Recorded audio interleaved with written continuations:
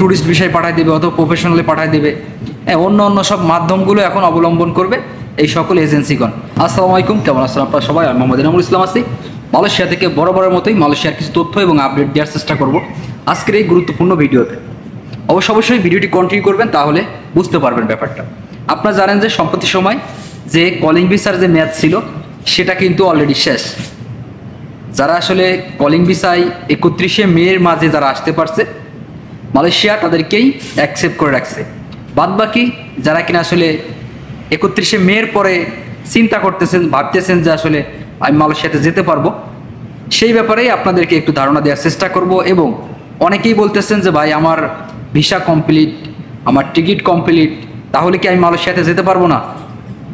এই ব্যাপারেই আপনাদেরকে একটু ধারণা দেওয়ার চেষ্টা করব আজকের এই গুরুত্বপূর্ণ ভিডিওতে। অবশ্যই ভিডিওটা কন্টিনিউ করবেন, তাহলে জানতে পারবেন। আর বিশেষ অনুরোধ, যদি চ্যানেলে নতুন হলে অবশ্যই চ্যানেলটি সাবস্ক্রাইব করে রাখবেন। তো চলুন শুরু করা যাক। মেন যে ব্যাপার সেটা হচ্ছে যে আপনারা জানেন যে কলিং ভিসার মেয়াদ শেষ। এখন কিন্তু আপনি চাইলেও আর মালয়েশিয়াতে আসতে পারবেন না। এখন কথা হলো, যাদের কিনা ভিসা আছে, আপনারা বলেন যে ভাই ভিসা আছে, টিকিট আছে, তাহলে কি আমি মালয়েশিয়াতে যেতে পারবো না? যাদের কিনা ভিসা আছে, সব কিছু কমপ্লিট, তারপরেও আপনি মালয়েশিয়াতে আসতে পারবেন না। এর মেন কারণ, মালয়েশিয়া যে সময়সীমা নির্ধারণ করে দিছিল, এবং সময়সীমা যেটা নির্ধারণ করা ছিল আর কি 31শে মে পর্যন্ত, ঠিক 31শে মের মাঝেই যারা ঢুকতে পারছে মালয়েশিয়াতে, শুধুমাত্র তারাই মালয়েশিয়ার কাজকাম করতে পারবে, সকল প্রসেসিং। আর যারা কিনা এখন পর্যন্ত বাংলাদেশে আছেন, যারা ভাবতেছেন যে আমার ভিসা আছে, টিকিট আছে, সব কিছু কমপ্লিট, এখন মালয়েশিয়াতে যাওয়া আপনার জন্য ইম্পসিবল এবং সম্ভব না।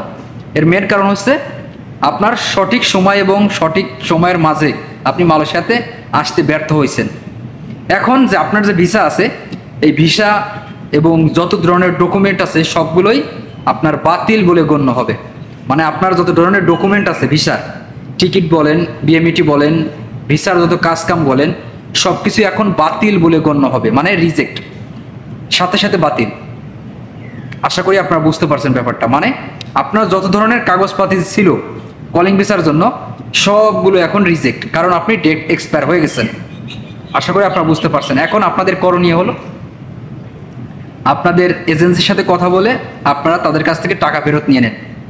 যত সম্ভব যেভাবেই হোক, হাতে ধরে হোক, পায়ে ধরে হোক, যেভাবেই হোক আপনাদের টাকাগুলো ফেরত নিয়ে নিন, না হলে কিন্তু সমস্যা হবে। পরবর্তীতে আপনার টাকা না পাওয়ারও সম্ভাবনা থাকে। এই কারণে আমি আপনাদেরকে বলবো, অবশ্যই আপনারা আপনার নির্ধারিত সময়ের মাঝে টাকা পয়সা ফেরত নেওয়ার চেষ্টা করুন, যেভাবেই হোক। আশা করি আপনারা বুঝতে পারছেন ব্যাপারটা। যারা কিনা ম্যাক্সিমাম সময় এই প্রশ্ন করেন যে ভাই আসলে আমি মালয়েশিয়াতে আসতে পারবো কিনা, আমার তো কলিংয়ের ম্যাচ শেষ হয়ে গেছে, কিন্তু ভিসার মেয়াদ আছে, ফ্লাইট আছে, সব কিছু কমপ্লিট। এটাই বাস্তবতা, এটাই তাদের এক্সপায়ারির যে একটা ম্যাচ ছিল, সেই ম্যাচ চলে গেছে। এখন আর আপনি মালয়েশিয়াতে আসতে পারবেন না আপনারা। এখন অনেকেই নানান ধরনের সোর্স, আরও অন্য সব সোর্সের মাধ্যমে কিন্তু মালয়েশিয়াতে লোক পাঠানোর চেষ্টা করবে এই সকল এজেন্সিগণ। সেটা কিভাবে? দেখা যাবে যে ট্যুরিস্ট ভিসায় পাঠায় দেবে অথবা প্রফেশনালি পাঠায় দেবে। অন্য সব মাধ্যমগুলো এখন অবলম্বন করবে এই সকল এজেন্সিগণ। তবে আমি মনে করি এই সব দ্বিতীয় কোনো মাধ্যম চয়েস না করে মালয়েশিয়া আসা ভালো। মালয়েশিয়াতে না আসাই ভালো। এর মেন কারণ হচ্ছে, যে সকল মাধ্যমগুলোতে আপনাদেরকে মালয়েশিয়া পাঠাবে, সেই মাধ্যমগুলো অনেকটাই অনিরাপদ।